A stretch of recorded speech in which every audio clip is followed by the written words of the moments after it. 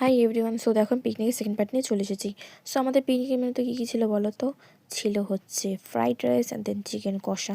So দেখো আমি চিকেনটাকে না জাস্ট ভালো মতো করে ম্যারিনেট করছিলাম যাতে মশলাপাতিগুলো খুব ভালো মতো ঢুকে যায়। তো মেখেটাকে একদম সুন্দর করে রেখে দিয়েছিলাম। তো তারপর তখন পেঁয়াজ ফ্রাই করা হচ্ছে। কী হবে বলো তো? চিকেন কষা।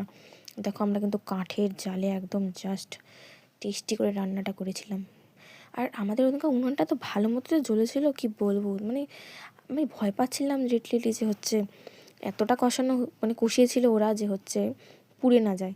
বাট পুড়েনি, সত্যি পুড়েনি। আর খেতেও যে জাস্ট এত ভালো হয়েছিল, অনেকক্ষণ ধরে ওরা কষিয়েছিল বলে লাভ নেই। তখন চিকেন পিসগুলো কত বড় বড়, তাই না? একটা আমার বোন খেয়েছিল, একটা আমি খেয়েছিলাম। তোমাদের কার কার চিকেন লেগ পিস ভালো লাগে? আমার কিন্তু খুব ভালো লাগে। তো চিকেন নাকি মাটন, আমি দুটোই। সো দেখো তারপরে আমি ফ্রাইড রাইসের সব ভেজিগুলো গ্যাসের মধ্যে ভেজে নিয়েছিলাম, দেরি হয়ে যেত। দেন আর হচ্ছে ভাতটা আমরা বাইরে উনুনেই করে নিয়েছিলাম।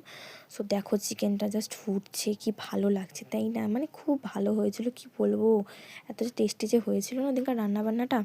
পিকনিকের রান্নাবান্না সচরাচর ভালো হয় না শুনেছি, বাট সেদিনকারটা সত্যি খুব ভালো ছিল, সব পারফেক্ট হয়েছিল, সবার হাতের ছোঁয়া ছিল। তো যাই হোক, তারপরে দেখো ফ্রাইড রাইসটা মিক্সড আপ করে নিলাম। তো দেন আমরা খেতে বসে পড়েছিলাম। তো এই দেখো চিকেন কষা, ফ্রাইড রাইস, তার সাথে ছিল স্যালাড। খাওয়াটা জাস্ট জমে গিয়েছিল, জমে এত যে ভালো হয়েছিল। ঠান্ডার মধ্যে এত সুন্দর চিকেন কষা, ফ্রাইড রাইস, আর খুব ভালো হয়েছিল। লাইট ওয়েট খাওয়া গিয়েছিলো অনেকটা করেই, খুব ভালো লেগেছিলো। তো এই দেখো আমার ফেভারিট চিকেন লেগ পিস।